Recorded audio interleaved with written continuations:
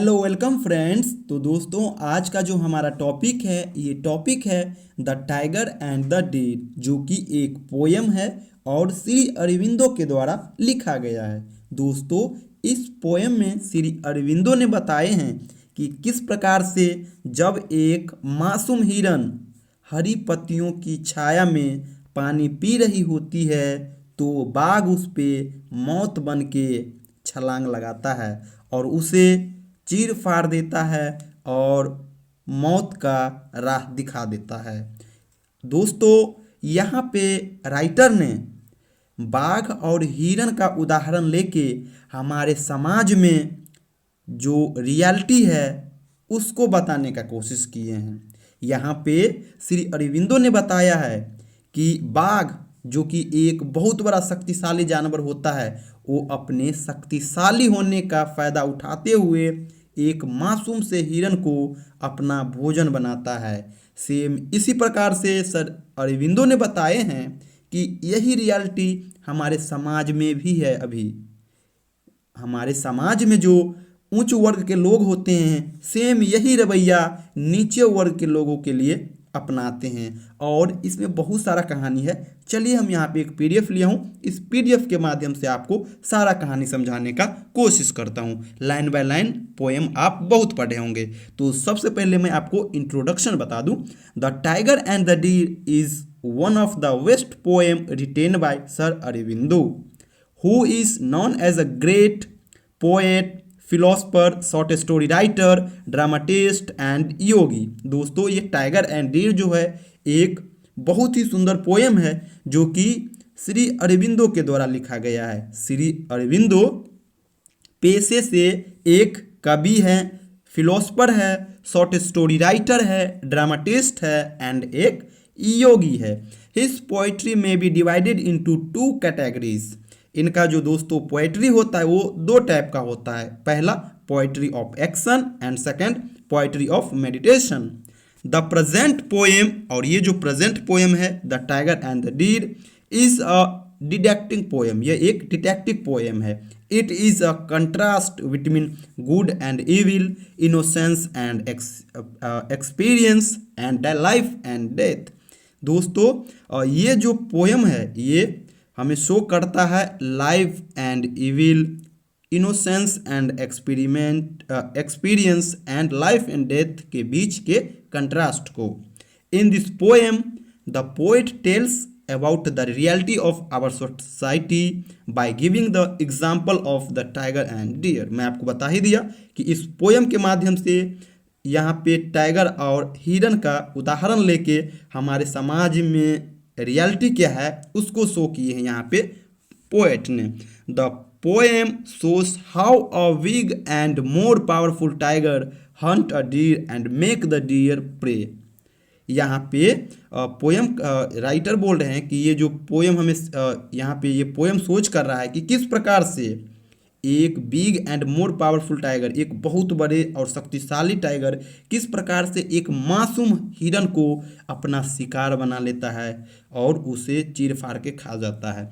The poet illustrates by example this is how we are behaving with poor and weak men living in our surrounding and society। यहाँ पे poet कह रहे हैं कि किस प्रकार से हम अपने समाज में गरीबों और कमज़ोर लोगों के साथ बिहेव करते हैं, इस एग्जाम्पल के थ्रू बताने का कोशिश किए हैं। चलिए आगे अब हम इसका पोएम क्या है पोएम को पढ़ते हैं। The poem begins with description of the tiger. The tiger crouches and slouches brilliantly through the green forest. It has gleaming eyes, mighty chest and soft soundless paws. The tiger is very powerful and strong. When he sees the deer drinking the water in a pool under the shadow of green leaves, then the tiger become ready to jump over the deer। कहता है कि जब बाघ हिरन को Liverpool के नीचे हरी पत्तियों के छाया में पानी पीते हुए देखता है तो अपना मोशन बनाता है ताकि वो उस पे एक मौत बन के छलांग लगाए। और किस प्रकार से, तो स्लाउचिंग क्राउचिंग ब्रिलियंटली, यानी कि वो इस प्रकार से उस पे छलांग लगाने का कोशिश करता है ताकि इसका जो भनक है, इसका जानकारी है, हिरन को पता ना चले। वो धीरे धीरे आगे बढ़ता है, अपने पाँव को धीरे धीरे बढ़ाता है और इस प्रकार से बढ़ाता है मानो हरी पत्तियां भी उसके आहट से डर जाता है। इस प्रकार से उसका मोशन होता है हिरन के प्रति। He moves very slowly without making noise, ये धीरे धीरे आगे बढ़ता है बिना आवाज निकाले। The leaves are frighten to see the soundless step of tiger, यहाँ तक कि जो हरी पत्ती होती है वो भी इनके आहट से डर जाता है, जिस प्रकार से वो धीरे धीरे कुख्यात होता हुआ आगे बढ़ता है। This movement of the tiger is फटल, और ये जो टाइगर का मूवमेंट होता है वो बहुत ही घातक होता है। The tiger jumps as death on the beautiful and innocent deer when the deer is drinking water in pool under the shadow of leaves. The deer is killed by the cruel tiger. The tiger is not aware of such attack.